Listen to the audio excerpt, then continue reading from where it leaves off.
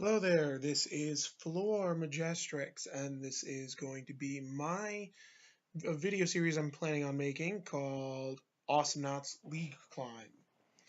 This is going to be me playing the free-to-play conversion. It's not new, but it's still fairly new, and I haven't played Knots in quite a while, so I thought, why not? I love Knots, so let's show my attempt to climb from the very bottom to the very top, and we'll see how well that works. So these are going to be post-commentary videos because I feel that helps me focus better in matches if I don't have to talk during them. Also, maybe I might have to if the videos lag out a lot. I've noticed the videos lag quite a lot when I'm through my test methods when I'm just doing post. Hopefully they don't record. Hopefully they don't lag as bad now. So, a few notes. One, for the first 5 matches, we're only going to be doing post commentary for 2, by the way. But for the matches here, you might hear Discord. You'll hear beeping. That'll stop in the video after the next. I'm going to plan on splitting this into 2 parts. I'll probably either do the first 3 or the first 2 matches on this video, and I'll do the last ones on the next. And then after that, you won't have to hear Discord. So, yeah. So that's really about it for that. I'm going to start, and I'll explain my history with Knots as we wait, because as you see, we're on the Knot selection screen. This will be the only time where you see this. So, first off, ignore my mouse cursor. It'll be moving around a lot. I sometimes just do that when I wait. So my history with Knots. I have been playing Knots since Starstorm. I've been playing when I joined in Starstorm. I saw that's when Sentry was new. But I got Starstorm mainly so I could play Penny, who I bought for the free-to-play conversion because she's my main, and I thought I want to improve with her the most because I'm not that great as her still. So yeah, a lot has changed. Even before free-to-play, a lot has changed. So I'm going to be learning a lot of that. But this video will mainly be explaining mechanics. This main video is probably explaining mainly mechanics, and the second video will probably explain a little bit extra mechanics and more what I'm doing in the matches. I think that's a good way to split it up. So, as you see, the Knot select screen takes a while. You're always put into ranked, by the way, when you go to versus against players, no matter what. And a problem, there's a problem, you can't really practice in that regard, but it's not that bad. But yeah, you're always in rank. So yeah, and the problem is there's no ban phase, you see what your opponent's picking. It's just, you both pick, and whatever you fight is whatever you fight.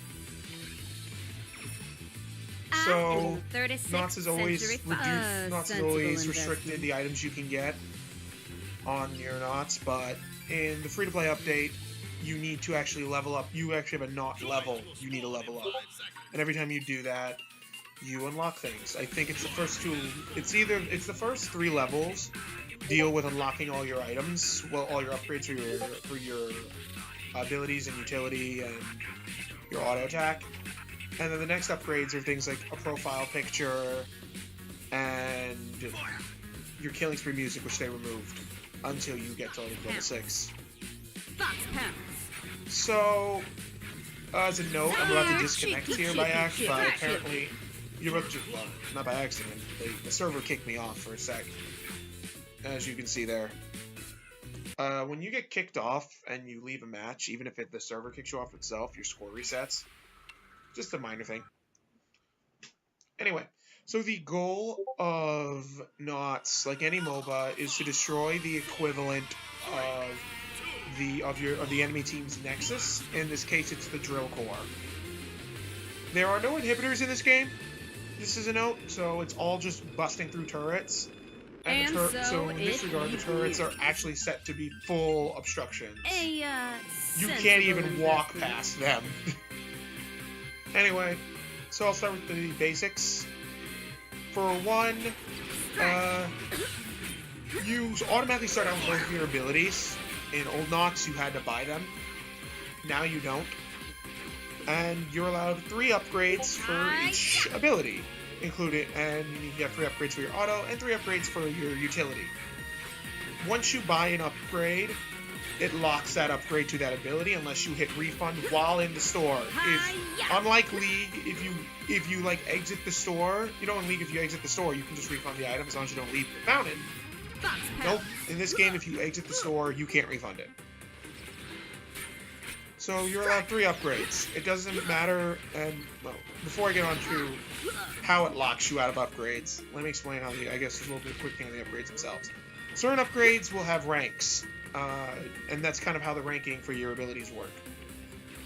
Your ranks for upgrades go up to 3, but some upgrades have 1 rank, some have 2, and some will have 3. So that's all depending on the ability. Upgrades that have multiple ranks in them are generally cheaper than ones that just have less. So the ones that are generally 1 upgrade are generally more expensive, and the ones that have 3 are cheaper.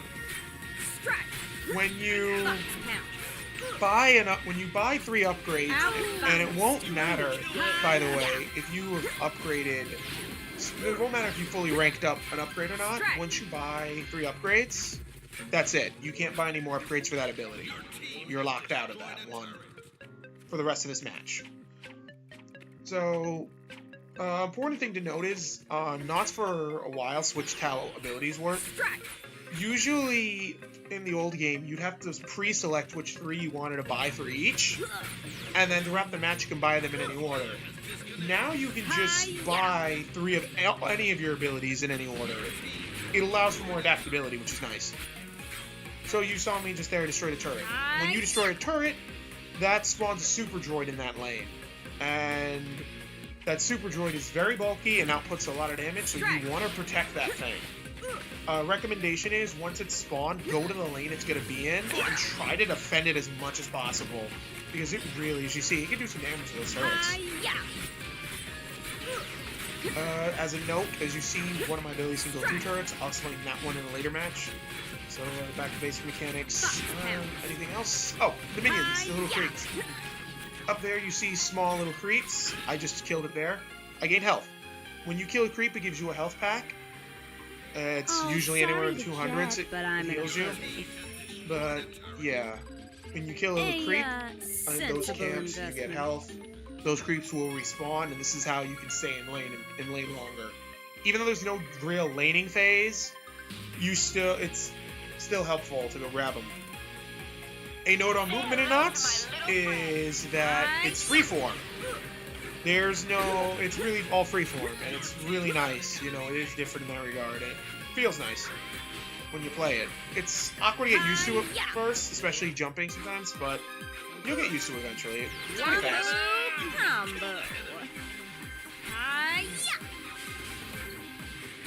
So let's see.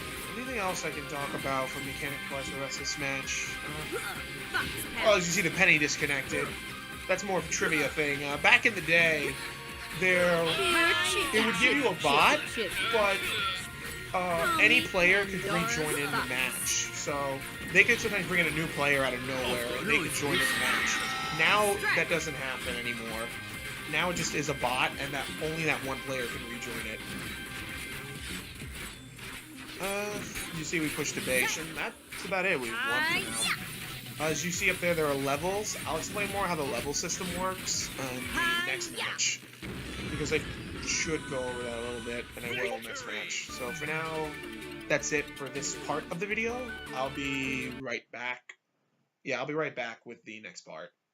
Just give me a sec. And we're back. This is Fleur Majestrix. Well, I already said that in the beginning of the video. That's pointless to say it again. Anyway, we're back. This is going to be the second of the 2 matches. And we're just going to continue off from here. I'll be going back to explaining game mechanics once I hit play. As you can see, the video skipped it a little bit, just so we can start off when the game's about to start. And let's just begin. So this time we're playing on one of the newer maps that was released. I think it's just called Starstorm. And this is it's a fun map. I like a lot of the maps, save for one, but that map's no longer here. That should be a hint on which one it is for most people who played. If not, I'll go over it in a later video. Anyway, so So now I'm going to explain more about the level system. And so it begins. I'm not going to go into how it originally was because I don't even fully remember it now at this point. But I'm going to just go into explaining. You'll see here a quick thing you see on this checking video settings. Anyway. I guess there's... Anyway, so the level system. Wow.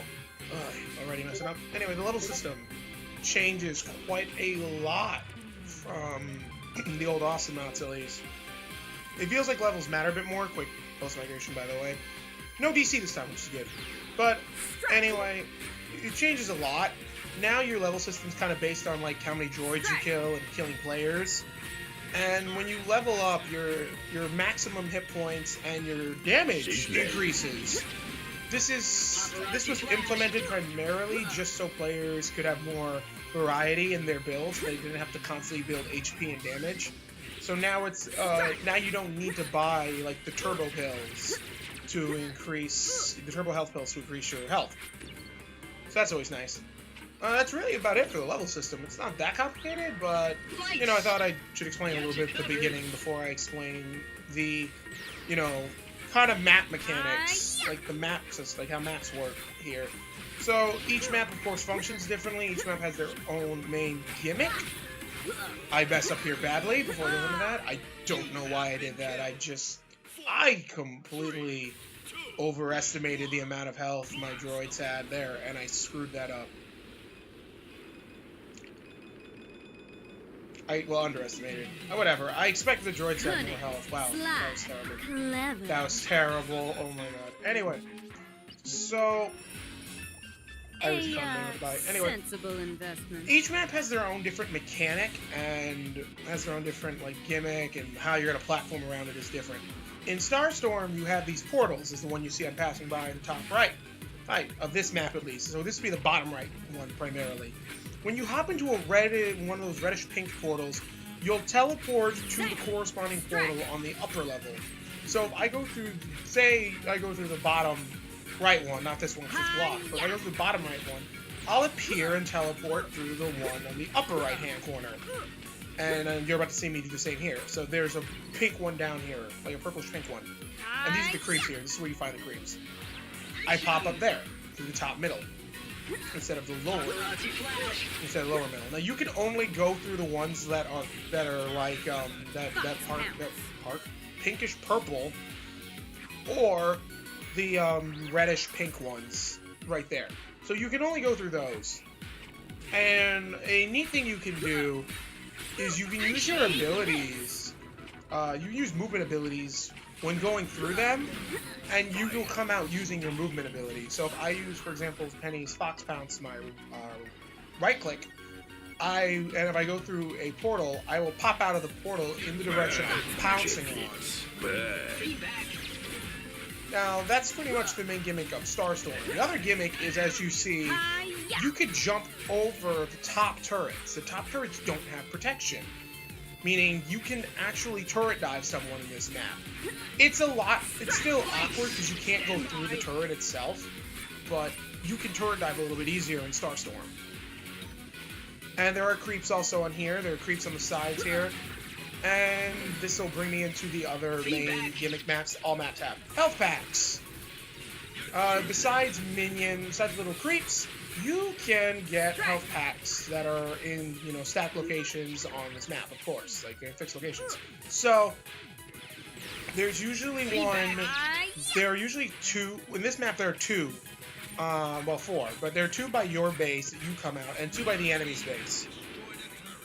Basically, grab a health pack and gain health. Simple as that. It's really just that. And those health packs usually restore a fixed amount. They don't restore like a different amount like creeps do based on when the game is.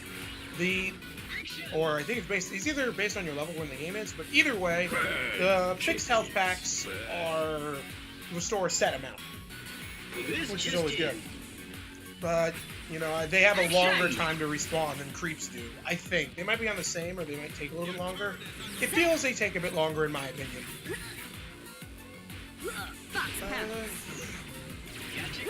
Let's see. Other mechanics I can discuss. I already explained how the droids are pretty much the same thing as minions, so not much to explain on that part. I guess I can finally go about explaining how my matches are going. If I have any other mechanical things to talk about, I guess I'll bring it up. So, but now we get to discuss the match. I did awful in this match. There's no ifs, ands, or buts. I did pretty bad. I make up for my negative score here. I do actually get 2 kills. Those are my only 2 kills I think I get in this match. So I guess I can go around and start explaining kind of what I'm doing and why I'm doing it. Investment. So the upgrades I went for are I'll explain each of the 4 I went for. First off, the boots are pretty obvious. Boots in this game are boots are fixed for each character. Generally, the generic boots are called Space Air Max. A lot of characters get those basic. A lot of Nauts will get that as their basic boots, and what it does is it's just a movement speed and jump increase. That's it. For other characters, some of them have unique boots, and these replace the Space Air Maxes. For example, Penny has the Foxy boots. This not only increases Penny's speed, but gives her a 4th jump. Sometimes Space Air Max gives you an extra jump, not always, but sometimes it does. But Penny gets 4 jumps with her boots, which is very helpful. Allows her to stay airborne longer, dodge attacks better. It's just a really nice thing. Let's screw this up. I walk in there. Anyway, yeah, that's Penny's boots upgrade. It's nice, gives her air game. Always nice for this air game. Next is I'll just go for the next upgrade in utility, is the regeneration pills, or I think they're called Medican pills. But those give you health regen, and they're a 2-rank pale upgrade, or 2-rank upgrade. When you max them out, you get a 90% health regen. It's nice to have them because it's not it's not amazing in combat so much, but it's amazing outside of combat. And it's really good for keeping your lane presence, not lane presence, but lane survive. It allows you to survive in lane a lot easier and not have to run back from minions all the time. You get a neat double kill here. There you go. Quick brown fox jumps over the lazy dog. Yeah, that's the Medican. For my auto, which you saw me getting, I got my favorite upgrade first, the Snack Herring badge. What that badge does is it takes any of my charge moves, basically my box pounce and my energy pulse, and based on the amount of charges I expend, I heal myself for a set amount. Well, yeah, I heal myself for an amount, and more charges I have, obviously I heal more. Very helpful. I like it a lot. It allows me, again, gives me the ability to, sustain myself in lane. I get lane sustain, and I also get good sustain in combat.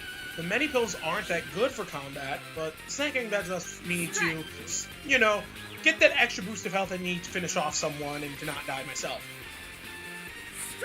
The next upgrade I went for was her Cookie Monster badge. Straight up damage upgrade. The more charges I have when I use my auto, the more damage it does. But, because her abilities are based on using charges, I need to kind of monitor them. But the badge is very good for Penny's pushing, because her abilities don't affect bases and turrets. So instead, I get to utilize that nice damage boost for when I siege structures. That's all I got for now. I think I'm about to buy more. But I'm trying to just not die and also still go and attack their base, but I realized shortly there's no hope for that, so I go back and I buy some items. I have a lot of solar. And now I buy the Power Pills Turbo. Because I don't have her last upgrade I want, I just go for Power Pills Turbo.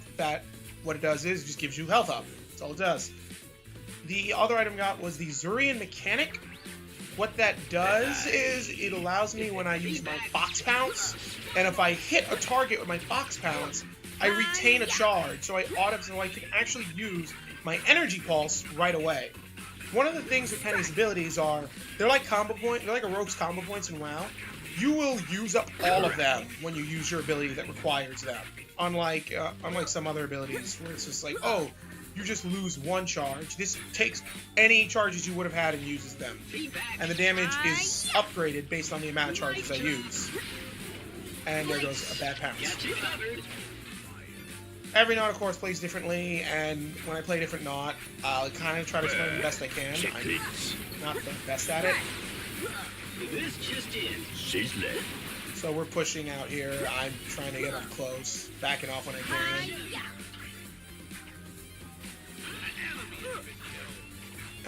Let's see. We're about to win it here because the max kills Coco, and then from here we just push. I go in there, get my health back up, and then push away again. And that's going to be about game. I'll explain more about it in the last video if I have any. If there's any other things I forgot, but if there's any other things I forgot, I'll explain in the next video. But I think that'll be it for now. That'll be this first part. Tell me what you thought of the video. I'm sorry if it seemed rather scattered, even for post commentary. I know it seems scattered. Sometimes I have a hard time figuring out what to say, and I don't want there to be a lot of dead air. So, see you next part.